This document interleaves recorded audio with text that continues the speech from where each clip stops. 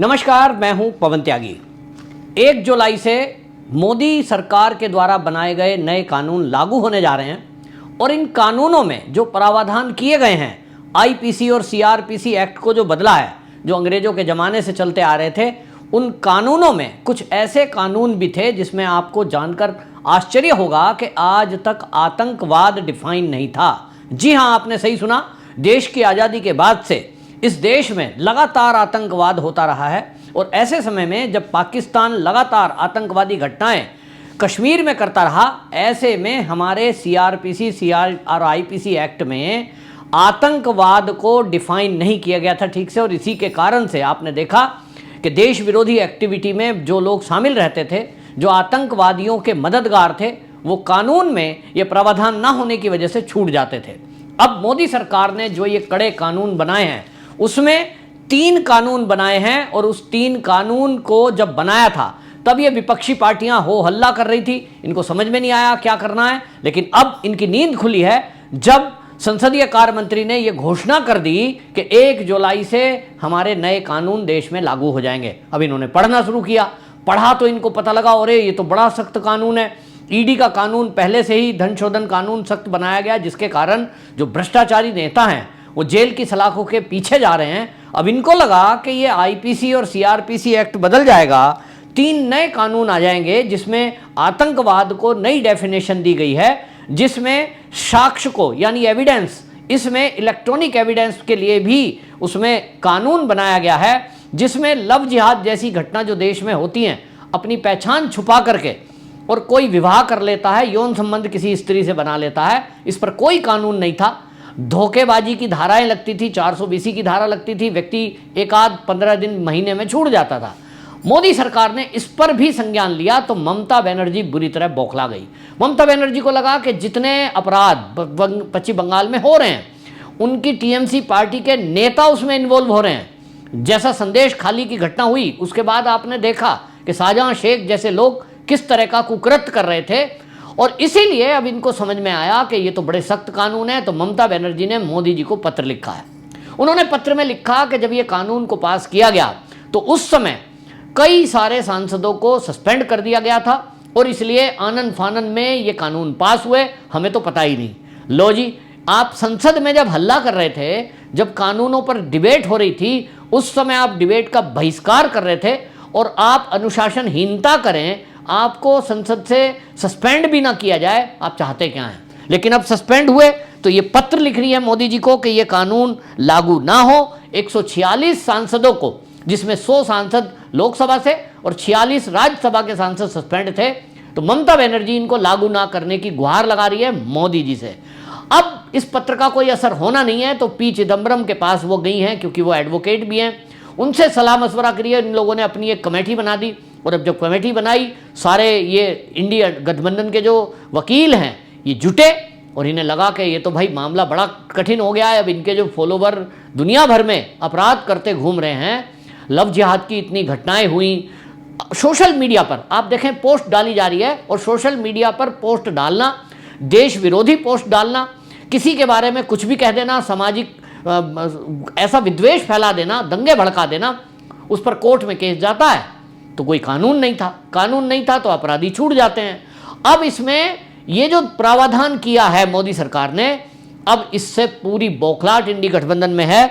बहरहाल आपको बता दूं कि ये 3 कानून हैं। आईपीसी को भारतीय न्याय संहिता कहा जाएगा, जिसमें 511 धारा थी, जिसमें से अब क्या कर दिया है, 356 कर दिए हैं और 175 धाराओं को बदला गया है। इसी तरह सीआरपीसी जो है उसको अब भारतीय नागरिक सुरक्षा संहिता कहा जाएगा, नया नाम दे दिया है, भारत का नाम जोड़ा है। इसी तरह एविडेंस एक्ट की जगह अब भारतीय साक्ष्य अधिनियम ये कानून में आ जाएगा। और जैसा मैंने आपको पहले भी वीडियो में बताया है कि आज तक अंग्रेजों के बनाए कानून चल रहे थे, साक्ष्य के रूप में जो सीसीटीवी फुटेज है या वीडियो है या फोटो मोबाइल पर खींची हुई है, उसको हमारे कानून के अनुसार साक्ष्य नहीं माना जाता था। अभी भी यदि कहीं मर्डर हो जाए, कोई दुर्घटना घटना हो जाए या पुलिस कोई एनकाउंटर करती है, तो आपने देखा होगा वो जो कैमरामैन आता है फोटो खींचने के लिए, वो अभी भी पेपर पर प्रिंट निकालता है उसका, जैसा आज के 50 साल पहले से चलता आ रहा था, और वही फाइलों में लगकर कोर्ट में पहुंचता है। यानी अगर पेन ड्राइव में आप कोई जज साहब को एविडेंस दे रहे हैं, उसको एविडेंस नहीं माना जा रहा है। अब इस नए प्रावधान को करने की आवश्यकता थी, क्योंकि आधुनिक जमाना है, यहां एआई का जमाना चल रहा है, 5G से 6G आने वाला है, 7G आने वाला है, और देश के कानून वही सड़े गले। आपको पता है, सुप्रीम कोर्ट के जाने माने मेरे मित्र हैं, वकील हैं, वो हमेशा, अश्वनी उपाध्याय, इस बात को उठाते रहे। कई सारी PIL उन्होंने सुप्रीम कोर्ट में डाली हैं, कानूनों को लेकर के वो हमेशा बताते रहे कि किस तरह के लचर कानून के चलते बहुत भयंकर अपराधी भी बहुत बार छूट जाते हैं, भ्रष्ट लोग छूट जाते हैं, और इसलिए इनको बदलने की आवश्यकता थी। तो ममता बनर्जी पत्र लिख रही हैं, दूसरी तरफ इंडी गठबंधन के नेताओं से मुलाकात कर रही हैं, और अब इनको लग रहा है कि इस कानून को लागू होने से कैसे रोका जाए। अब तो लागू होंगे, क्योंकि दोनों सदनों से ये पास हो चुके हैं, लेकिन इनकी नींद अब खुली है, क्योंकि अब 1 तारीख आने वाली है। अब देखते हैं, इसको ये टूल किट बनाएंगी, लेकिन मैं आप सबको बताने वाला हूं कि इस कानून में है क्या। जैसे मैंने कहा, 3 कानून में बदलाव किया गया है, सारे 3 में 3 उनके नाम बदले गए हैं, IPC, CRPC, एविडेंस एक्ट, और उसमें भारतीय नाम दे दिया है। जैसा मैंने कहा, भारतीय न्याय संहिता IPC को कहा जाएगा, CRPC की जगह भारतीय नागरिक सुरक्षा संहिता, एविडेंस एक्ट की जगह भारतीय साक्ष्य अधिनियम। तो भाई, हमारा नाम, अंग्रेजों का नाम हम क्यों रखें? अब आपको मैं बताता हूं कि उसमें जयराम रमेश कांग्रेस के हैं, वो कह रहे हैं कि ये जो तीनों कानून हैं, इसको संसद की पुनर्गठित समिति जो है, पहले उसके द्वारा समीक्षा होनी चाहिए। जयराम रमेश जी, आप कहां सो रहे थे उस समय जब मोदी सरकार इस पर डिबेट कर रही थी? अमित शाह खड़े होकर सदन के अंदर एक एक कानून के बारे में बता रहे थे, तब तो आप वॉकआउट कर रहे थे। आपको संसद की किसी कार्रवाई से कोई लेना देना है नहीं, आपको केवल हल्ला करना है।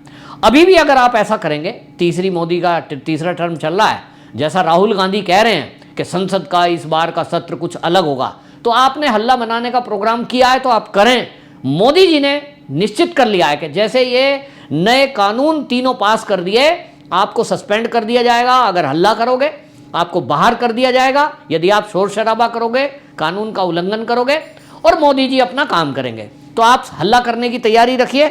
मोदी जी ने कई कड़े कानून पास करने की तैयारी कर रखी है। अब आपको बताता हूं, इसमें अभी तक, जैसा मैंने कहा, राजद्रोह को देशद्रोह, उसमें शब्द में बदला जा रहा है। मॉब लिंचिंग पर फांसी का प्रावधान इस नए कानून में है। मॉब लिंचिंग की बहुत सारी घटनाएं हुई, और आपको बता दूं, इंडी गठबंधन खास तौर पे बीजेपी शासित राज्य में यदि मॉब लिंचिंग हो जाए, उस पर बीजेपी को घेरता था। अब मोदी सरकार ने यह तय कर दिया कि यदि भीड़ किसी को घेर कर मारती है, तो उसमें मॉब लिंचिंग में जो भी लोग इन्वॉल्व होंगे उनको फांसी तक की सजा होगी। यौन हिंसा के मामले में यदि रेप होता है यानी किसी के साथ, तो उसमें महिला ही मजिस्ट्रेट बयान दर्ज करेगी, लड़की या महिला के, और पुलिस की अधिकारी भी महिला ही होगी। ये कंपलसरी कर दिया गया है। अभी तक नहीं था, कई बार जज पुरुष होते थे सुनवाई के दौरान, लेकिन अब यह प्रावधान कर दिया गया है। इसी तरह जैसा मैंने बताया, पहचान छुपाकर यौन संबंध बनाना, उसमें और गैंग रेप में 20 साल की सजा का प्रावधान या आजीवन कारावास, ये भी रखा गया है। इसी तरह बहुत सख्ती के साथ इसमें एक बदलाव किया है कि FIR जो है वो 14 दिन के अंदर अंदर पूरी जांच करनी पड़ेगी, और जिस दिन कोई याचिकर्ता थाने पहुंचता है उसको हमने एप्लीकेशन दी, थाने में जाकर अपनी कोई घटना के बारे में 3 दिन के अंदर जांच के बाद FIR दर्ज करनी पड़ेगी, और उसके बाद जांच को 24 घंटे के अंदर जज के सामने प्रस्तुत करना पड़ेगा, मजिस्ट्रेट के सामने। और न्यायाधीशों के लिए भी इस कानून में बदलाव किए गए हैं कि कोई भी जज, अभी आप देख रहे हैं बहुत सारे मामलों में जज क्या करते हैं, पूरी हियरिंग हो गई, पूरा प्रोसीडिंग हो गया कोर्ट में, और फिर कह देते हैं हमने फैसला सुरक्षित रख लिया है। वो फैसला सुरक्षित रखा ही रहता है।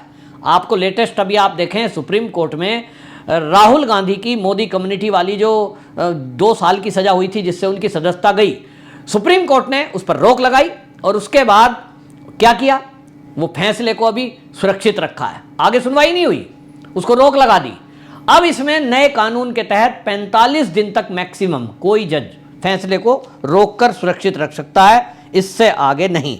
इसी तरह एक और सबसे खास बात जिसके कारण ममता बनर्जी और बाकी जो लोग हैं, अब इसको जानने के बाद, राहुल गांधी हो, सोनिया गांधी हो, ये सब इनके तोते उड़ने वाले हैं, सिद्धेशी भाषा में कहें तो। और इसीलिए ममता बनर्जी ने मोदी जी को पत्र लिखा है, इसीलिए ममता बनर्जी दौड़ी दौड़ी चिदम्बरम के पास आई है, इसीलिए इसमें जयराम रमेश बोल रहे हैं पूरा इंडी गठबंधन इसमें घबरा रहा है, पूरी तरह कांप रहा है। और वो कानून जो मैं अब बताने जा रहा हूं, मोदी सरकार ने इसमें प्रावधान किया है, वो ये कि जो भी भारत के घोषित अपराधी होंगे उनकी प्रॉपर्टी भारत में तो जब्त होती ही रहती है, लेकिन अब इस नए कानून के तहत विदेशों में भी, भारत के बाहर भी जो उनकी प्रॉपर्टी है, सरकार भारत के कानून के अनुसार उस देश की सरकार से आग्रह करेगी और प्रॉपर्टी विदेशों में भी जब्त होगी। ये एक ऐसा कानून है जिसके कारण जिन्होंने देश का लूटा और वो विदेशों में भाग गए,